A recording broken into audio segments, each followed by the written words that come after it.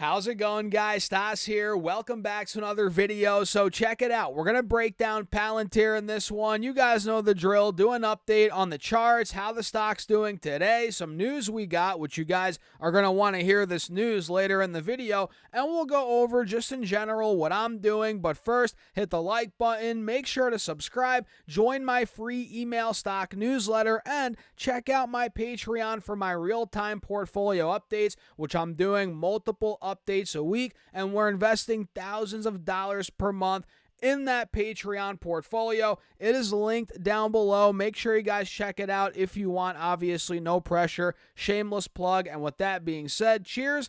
Let's dive into it. So right now, Palantir is up around, let's see, about 1.5%, trading at $132, actually almost $133 a share, and we are breaking out on the day. I mean, it's been, don't get it twisted, it's been a rocky day, but it's definitely heading in the right direction, at least for the bulls. You guys can see here, we opened up at about, where did we open up? 130.75-ish, popped to about 133.60. Then we saw a drawdown to about 130. We actually held a higher low there and bounced off of it. And we've actually made multiple higher lows throughout the day. You can see right here. And we actually hit a low point in the pre-market of under 130 bucks. We got to 129. Then it rallied a good chunk, into open, after open. And ultimately, guys, what we have here on Palantir, on the intraday chart at least, is an ascending triangle. Do you guys see it? We have higher lows being made, right, into this resistance at 133 to about 133.50 a share. You're noticing it, right? Higher lows into that resistance, which if we're able to break out of it ultimately, 133, 134, this could be taking off even higher, like no other, right? If we pull the layers back a bit, and by the way, on this 5-day, 5-minute, we're not breaking out. We're still technically in a downtrend, but if we're able to start breaking out of 135, we take out the opening price from yesterday being a little over 135, that's where this could start to reverse. But as of now, even though we have a green day so far, 1.6% at about 1:30 p.m. East Coast time, we're still technically in this little downtrend, and we're going to have to break out of it on this 5-day, 5-minute, and you're noticing it on the 30-minute chart as well. We have a death cross under both moving averages. You're seeing that. So I'd love to see this break over, really over 135 to 137. If that's able to happen, that could be the overall reversal spot on PLTR. But that's what we're looking like right now, guys. And it's not the end of the world. It's simply a little pullback from the all-time high. About 10% we're down, so slightly in correction territory is where we're at. And, man, in the grand scheme of things, when in doubt, zoom out. We're looking fine, on the 4-hour chart, if I pull this up, you guys can see, actually, this is the 1-year chart, which we're above the 50 SMA on. And on the 4-hour chart, we're above the 180 moving average. You're noticing it right here, slightly above it. And obviously, the overall uptrend is maintaining. It's continuing. And every time I look at Palantir stock, it's like, it's unbelievable how much the stock has gone up. And it's one of those performers that if you own it, if you bought it even a year ago, man, you are up so much. It's definitely your best performer. And the question is, when will this stop? I have no idea. I think we're going to $1 trillion personally. But between where we are now and then, it's anybody's best guess what happens.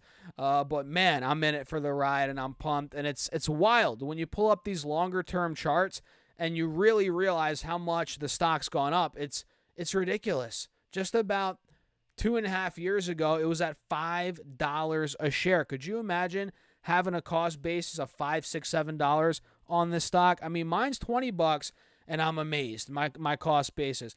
Imagine $5, man, $6, $7 a share, even $10 a share. That would be ridiculous. But overall, that's where we're at. That's how we're looking right now. The pullback is here. We got it. Now we're just waiting to see when those buyers start coming back in. Is it today? Will it be next week?